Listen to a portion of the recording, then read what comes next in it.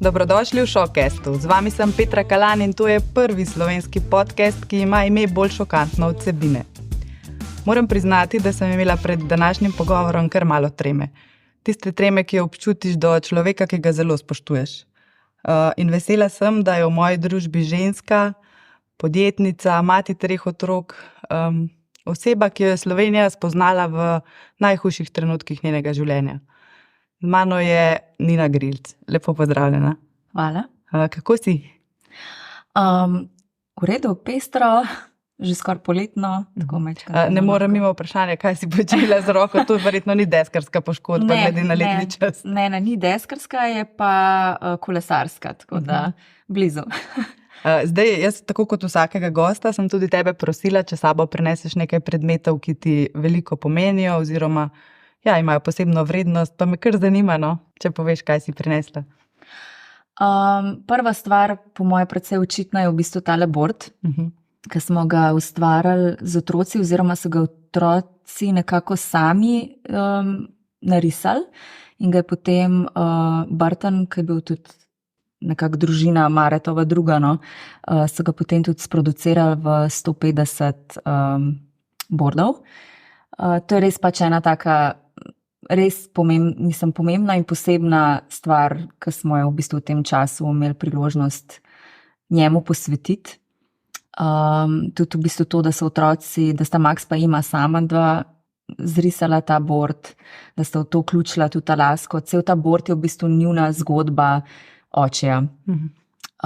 In je res ena taka stvar, ki bo ostala za zmeraj in nek njuno darilo njemu na nek način. Pa zdaj, drugi predmet? Drug predmet je ena ta risbica, ki jo narisala moja ta srednja hčerka Ema. In sicer veliko je teh risbic, veliko je vsega, jaz pač sem taka, da spravam itak vse, ne. Ampak tle je napisala: moja družina je najlepša družina. In takrat sem jokala na gor, ker pač je tako, v bistvu z smrtjo od Markota je prišlo tudi veliko tega. Išli smo iz ene res take, za moje pojme, popolne družine, kupene ljubezni, skrben oče, mama, tako aktivno življenje, res so se trudila jim dati vse, kar sva lahko. In potem je velikokrat pri meni prišlo do tega vprašanja, zdaj v bistvu nimajo več te popolne družine oziroma zdaj imajo res nekaj, ki je daleč od popolne družine, ne. In ta nek občutek nemoči, pa hkrati, kakor da nikoli nisi čisto zadost, ne. In v bistvu, ko je to narisala in napisala, mi je bilo res, toliko posebno zame, da sem v bistvu videla, da kljub temu, da se nam je zgodilo nekaj toliko groznega, da kljub temu, da smo daleč od tega, kar smo bili, je to za njih dva še vedno najlepša družina, ne. In to mi je tako res, to imam obešen v dnevni sobi gor in vsakič, ko imam občutek, da ne delam dovolj ali da se počutim nemočno ali karkoli, pač si to pogledam in me malo dvigne, no. Zdaj, uvodoma sem omenila, tebe je čez noč spoznala cela Slovenija. Kako to, da si se takrat odločila, da tako javno deliš tako grozno stvar, ki se je zgodila v vaši družini? Jaz sem dobila res enormno količino ene podpore iz strani ljudi, ki jih nikoli v življenju nisem spoznala, ampak na tak res pristen, topel način in to še kar traja. In sem vsak dan hvaležna za čisto vsakega od teh ljudi, ker res je lepo je videti, da so ljudje tako srčni in odprti in da res povejo tudi, kar oni čutijo. In sem se kar nekako čutila na nek način malo pozitivno dolžna, da jim dam pač nekaj nazaj. Mogoče en vpogled tudi iz moje strani v celo to situacijo. Hkrati je bilo pa v bistvu v tej komunikaciji s temi ljudmi tudi ogromno ljudi, ki so šli čez podobne stiske, pa res niso imeli takrat nobenega. Ker ljudje se na take stvari znajo odzivati tudi drugačne, pa jim je neprijetno, pa obrnejo hrbet, ker je lažje odkorakati stran, pa ne vejo, kaj reči, pa tako. In veliko teh ljudi ostane nekako samih s tem. s to situacijo, z vsemi temi čustvi, na nobenega se ne more obrniti. In se mi je zdelo prav, da mogoče malo več o tem spregovorimo, da se mogoče malo dotaknemo tega, pa da mogoče tudi moja situacija lahko kakšnemu od teh ljudi, ki gre čez podobno stvar zdaj ali pa kasneje ali pa je šel, da mu mogoče na nek način lahko tudi pomaga. Zdaj, v številnih intervjujih si rekla, da takrat niti nisi imela časa za tako žalovanje, ker si mogla biti opora tvojim otrokom. Kdo pa je bil tvoja opora? Na koga si se ti lahko vseeno uprla v tistih najhujših trenutkih? So bili to prijatelji, družina? Ja, imam v bistvu par prijateljic, ki so res mi stale 100% ob strani, tako da na njih sem se kar naslonila takrat na začetku precej. Tudi zdaj smo si blizu, vedno, če kakšna taka situacija, da karkoli rabim, sem je vedno pač pripravljene stopati nasproti.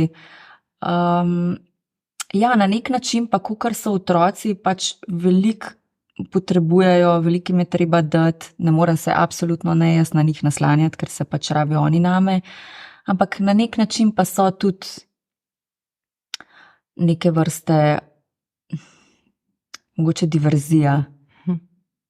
Tako da tudi v bistvu njihova prisotnost, kako oni sočustvujejo tudi z mano v kakšnih situacijah, je pač nekaj, na kar se tudi lahko naslonim. Ne zdaj direktno na njih, ampak na mogoče ta odnos, ki ga imamo, pa na to, da v bistvu tudi njih vidim v drugačni luči skozi to in dajo posledično tudi meni močno. Tako.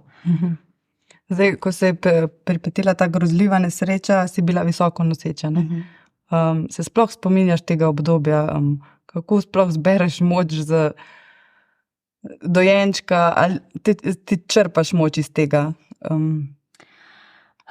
Jaz mislim, da je veliko od tega tudi nekako biološko, oziroma pač telo ščiti otroka in samo sebe, tako da tudi hormoni so naredili veliko znotraj tega, se mi zdi.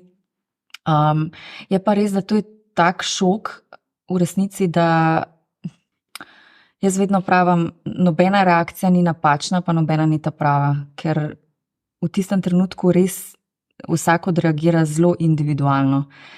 In sem že v marsikjermu intervjuju rekla, da pač moja reakcija je bila daleč od tega, da bi bila tako, kot si jo mogoče ljudje predstavljajo, ne. Tudi meni so prišli na vrata povedati ne en, ampak 3 policaji, ne, ker sem bila noseča in seveda je bila skrb, ne, kaj se bo zdaj zgodilo v tistem trenutku. Sem pa po nekak defaultu taka, da glih nisem navajena zdaj vsakmu kazati svoje čustva, in potem to v kombinaciji s tem, da je bil moj sin še po koncu in sem čutila res v tistem trenutku primarno to, da moram njega zaščititi in da res ni prav, da zve on na tak način. Pa pač to, da v bistvu sem nekako rabila jaz sploh najprej dojeti celo zadevo, ker to je tako, nekdo ti reče ene besede, ki jih sploh ne znaš v resnici povezati v neko realnost v tistem trenutku, ker je pač to enostavno preveč. Tako da jaz še zdaj v resnici procesiram to, še zdaj provam včasih povezati te stvari, še zdaj se včasih zjutraj zbudim, pa sem še kar nese. Da so bile le grozne sanje. Ja, še vedno se zbujam včasih s tem občutkom, da ne se rabim še zbuditi. Tako da to je res daleč od tega, da bi bil nek kratkoročen proces, oziroma ne da se na to sploh dati neke časovnice, se mi zdi. V katerem delu procesa pa si zdaj, bi rekla? Je kaj lažje? Ali drži to, da je s časoma mogoče malo lažje, a se naučiš živeti s to bolečino? Jaz mislim, da je bolj to. Dvomim, da bo to kadarkoli lažje v smislu določenih stvari. To, da Marko pač res ni bil samo moj partner, ampak je bil moj najboljši prijatelj, moj idol. Mislim, nekdo, ki ne samo, da sem ga oboževala iz strani ljubezni in partnerja, ampak tudi tako kot človeka, kot vse, kar je on dosegel, ogromno me je tudi naučil. Zato smo bili tudi mi zadovoljni s tem, da smo bili sami 4, ker so bila midva v bistvu zadost en drugmu, ne. Tako da v tistem trenutku sem jaz res izgubila v bistvu vse, 10 ljudi v eni osebi, ne. In ni to nekaj, kar se mi zdi, da je lažje s časom, ali pa to, kar pravijo, da čas celi rane, mislim, da ne, ampak nekako se naučiš živeti s tem, rata ti v bistvu navadiš se na to, da ni prisoten, ampak določene stvari pa ostanejo. No. Mislim, da ene stvari pa ne preboliš nikoli. No. Se kdaj mogoče tako naskrito pogovarjaš z njemu, mu kaj pripomniš, kot da je ob tebi?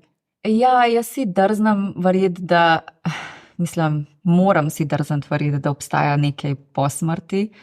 Tako da sem imela ene par takih, ne vem, eno luč smo imeli pred stanovanjem, ki je 1 leto utripala, pa so prišli popraviti, pa je še kar utripala. Ne? Pa sem rekla, mogoče je to en način njegove komunikacije z mano, skozi to. In pol je enkrat nehala utripati in me je prav zabolel noter. Ne? Sem rekla, evo, zdaj še na en način odhaja stran od mene. Ne? Tako na ta način. Včasih so kakšne situacije, ki si predstavljam, da je kaj več, pa tako. Pa pol v tistem trenutku, recimo, ko se počutim tako, pa ne vem, so se na oknu znašle kresničke in to polhen kresničke in so pa tiste kresničke utripale. Ne? Pa te na nek način to malo pomiri. No? Če si dovoliš v to verjeti, pol včasih je to dosti, da malo lažje zadihaš. No? Vseeno ste pa zelo na lep način družinsko nadaljevali to športno, aktivno življenje. Vidim, da z otroci ste res bordate, kolesarite, veliko ste v naravi. Kako veliko ti pomeni to, da nadaljuješ to možev način življenja oziroma vaš družinski? Verjetno je naporno, ne? Jaz vedno rečem, ker so otroci tako navajeni v bistvu tega, da so aktivni in tako je bolj naporno jih imeti doma, ker enostavno se težko za dlje časa zamotijo, ker pač njim je vsakdanjik in njihova navada je pač, da so v naravi, da počnejo stvari, da se ukvarjajo s športom. Tako da je v bistvu meni osebno lažje, da sem z njimi aktivna, pa tudi zelo merodajno to vpliva na psiho. Oni so čisto drugačni otroci, če so doma ali pa če športamo cel dan. Drugače tudi njihova glava deluje, procesira, komunicira, res je pač zelo pozitivno. Hkrati pa pač ena stvar, ki sem jo rekla takrat po Markovi smrti, je bilo, da če se bom za kaj trudila, je pač, da ohranim vsaj čim več vsega ostalega za njih. Ne? Ker že tako so izgubili toliko veliko vsega in zdaj, če bi izgubili še pač ta način življenja, še vse te športe, še vse te ljudi, ki jih imamo okrog sebe zaradi tega, kar počnemo, se mi zdi, da to bi bila pa res pol za njih še dodatna tragedija. No.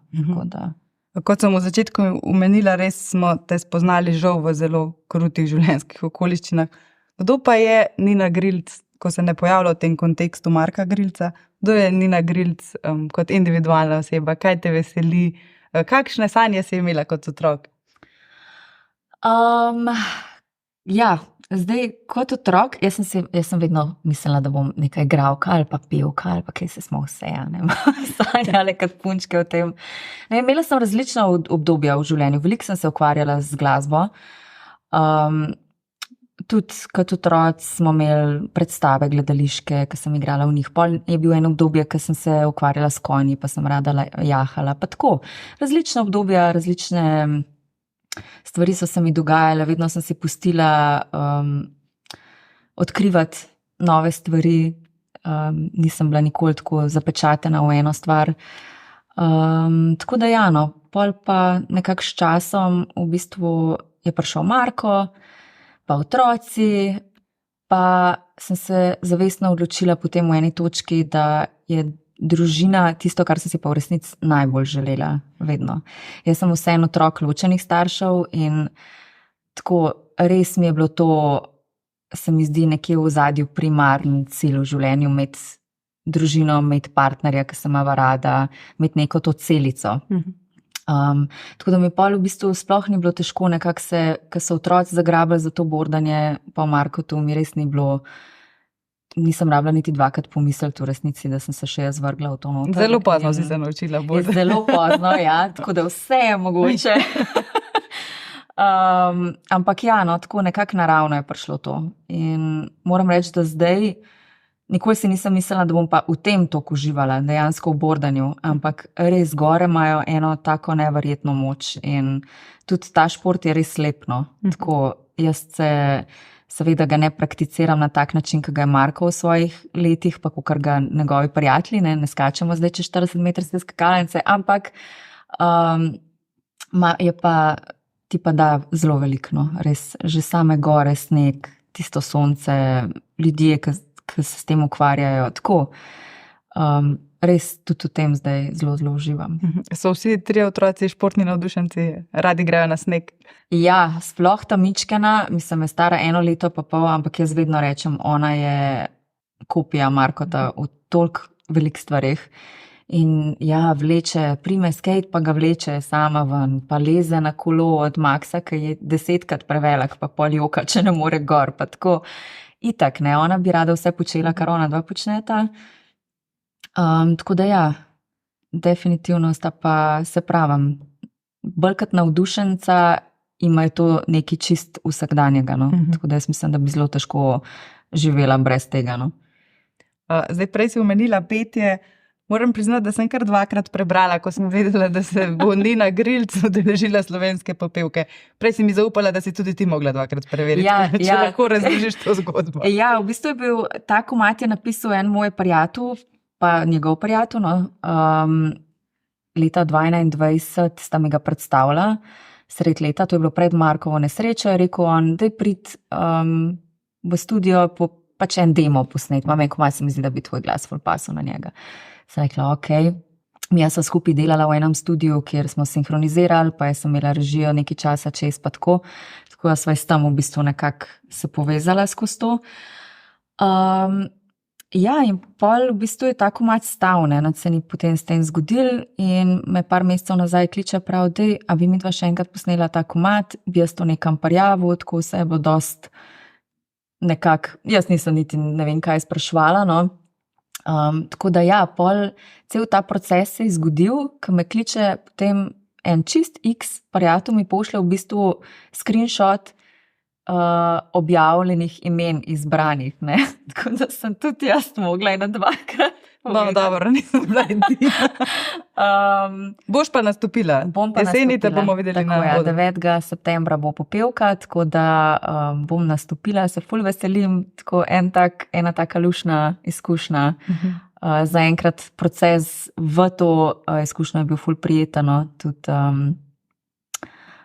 orkester je čist neki ekstra, tako da No, ni pa jaz mislim, da bo petje zelo na novo luštno. odkrita strast. Ne. Je bila že prej, jaz sem v bistvu tudi petje študirala oziroma glasbo bolj, pa potem sem se malo preusmerila v to glasbeno terapijo, sem iz tega tudi diplomirala, ampak je vedno bila to moja strast na nek način, no. Samo pač mečkanje vmes se skrila, zdaj pa.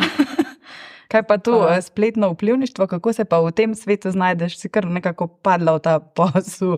Ma ja, to se mi zdi pa, da pride v večini tako dosti naravno, no. Pač midva, jaz sem vedno rekla, eni pravijo, da, mislim, jaz sicer besede vplivništvo ne maram glih najbolj, no.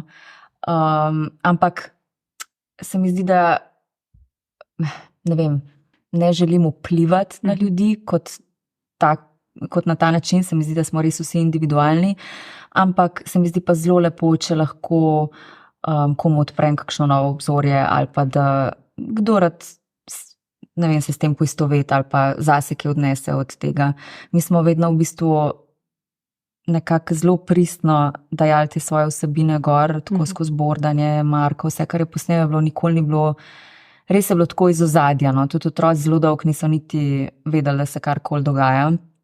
Tudi zdaj zelo opazim, no, da je to tako neka ob strani stvar, ki sicer vesta, da kaj posnama pa tako, ampak nista pa nikdar Da bi igrala. obremenjena s tem ali pa da bi imela občutek, da je non-stop zdaj, ne vem, treba ali nekaj snemati ali slikati ali karkoli. Res to se mi zdi, da je tako kar pomembno, da ne rata to neki, kar ime non-stop ne zraven privesek, ampak je pač tako. Imata tudi ona dva rada včasih, ker se kje potruta pa dobro naredita, pa mami, jaz si posnela. Tako, pa tudi ona dva pogledata pa to. Ampak ja, nek tako pristan pogled v našo družino pa na življenje. No. Tako da, ja. Zdaj, na veliko načinov ohranjaš ta spomin na Marka, imeli ste spuste z bordi, kolesarjenje, kaj vse še pripravljaš mogoče? Ja, te stvari so nekako zdaj letne, tako da sploh memorial za Markota absolutno vsako leto pripravimo en tak dogodek, borderski, deskarski. No. Tako da letos je bilo res, lani je bilo zelo emocionalno, tudi vreme je bil temu primeren, tako vse je bilo v neki meglici in tako. Ful lepo sicer, letos je bil pa žurne, letos smo se ga pa res spomnili na tak način, ki bi si pa definitivno želel. No. Potem imamo še rolkarski event, se pravi Grilov skate dan, pa mountain bike day, se pravi to gorsko kolesarjenje. Bo pa naslednje leto se pa pripravljamo, da bi nekako združili te tri plus surfanje. Tako da bi dodali še to. To so res tisti športi, ki so bili njemu zelo blizu. No. Tako da on bi si definitivno želel to, da se ljudje zbirajo skozi te športe, skozi vse te stvari, ki jih imel on rad in vem, da bi mu to absolutno zelo veliko pomenili. Smo pa začeli delati tudi na filmu, kar se mi zdi pa, da je ena zelo, zelo, zelo velika kako sestavljanke v celi zadevi. No, on definitivno je imel toliko inspirativno zgodbo, da je res nekaj, kar bo vreden dati v en film, pa bo res zelo zanimivo sigurno za pogledati tudi za druge ljudi, ampak v osnovi pa nekaj, kar bo ostalo tudi otrokom. No. En tako pogled v njega, v njegovo življenje iz ene perspektive posnetkov, zgodb drugih ljudi, ki so ga zelo dobro poznali, tako no, en tak povzetek njegovega življenja. No. Kako pa z otroci ohranjate ta spomin na očeta? Možda imate kakšne rituale? Se pogovarjate o njem, gledate posnetke? Ja, skozi govorim o njem. Meni se zdi to res pomemben, da imajo občutek, da je še vedno del njihovega življenja, tudi če ga ni. Tako da na začetku sta bila dosti zaprta, sem bolj jaz govorila, no. Zdaj se pa tudi ona dva odpirata, zdaj pa tudi ona dva velikokrat omenita njega. Tudi zanimivo je, da tudi otroci prijateljev velikokrat ga omenijo, pa grejo kolesariti, pa pravijo, se spomniš mami, ko smo bili z Grilotom tukaj. Tako se ga veliko ljudi in otrok se mi zdi tako spominja, tudi mogoče zaradi tega, ker ga ohranjamo na ta način. Se pogovarjamo o njemu, govorimo o njemu, ga omenjamo, tako da je na ta način še vedno prisoten in se mi zdi to res tako zelo pomemben za njih. No. Zdaj, sva proti koncu in na koncu vedno pripravim 3 take časopisne naslove, ki bi se mogoče v mojem gostu lahko nekoč brali, pojavili. Pa bomo potem pokomentirali, če je možno, da bomo to kdaj brali od tebe. Okay. Prvi je takle. Nina Grilc gre na koncertno turnejo, karte so šle za med. Je možno, da te bomo videli kot eno veliko divo, pevko? Si želiš pevske kariere? Pa jaz se pustim iti s tokom, tako da absolutno, če bi me to pelalo v neko glasbeno kariero, jaz mislim, da bi sigurno uživala v tem. Seveda bi še zmer hotela ohraniti en del tega življenja, ki ga živimo zdaj, ampak zakaj pa ne konc koncev, mislim. Meni bi se zdelo fenomenalno, da probam tudi to in da, mislim, če bi mi pa uspel kaj v temu, pa sploh super. Ne? Kaj pa tale? Družina Grilc pakira kovčke, selijo se v tujino. Je bila kdaj kakšna možnost, da bi... Čist možno. Jaz sem bila vedno, kamorkoli smo šli, Marja rekel, da nehi Nina, prosim te, da moramo se preseliti, kamorkoli gremo. Posud je bilo še. Mene je bilo vedno, kamorkoli sem šla, tle je bilo pa to ključno živeti, tako da ja, jaz sem tak malo nomad. Kaj pa tale? Nina Grilc navdušila svojo modno kolekcijo, da bi se vrgla v te modne vode, bila navdih za modno linijo. To bi pa po moje bolj prepuščala komu drugemu. Tle je pa moja sestra zelo močna, tako da jaz rada oblečem fajn stvari, ampak še zmer se pa najbolj počutam v kakšni trenerki, pa v stvarih, v katerih lahko telovadim, tako v udobnih stvarih. Tako da ne vem, če bi bila glih nek designer / trendsetter v modnih vodah. Torej bolj ne. Bolj ne, ja. Ja, nič, prišli smo do konca najega pogovora. Jaz sem iskreno zelo uživala. Hvala, ker si se odzvala vabilu. Ja, hvala. Vse dobro na tvoji poti. Hvala. Upam, da boš polnila dvorano. Ja. Vsekakor te bomo pa spremljali na popevki. No, super, Tako da hvala. se veselim. Enako. To je bil Šokcast. Hvala, ker ste bili z nami.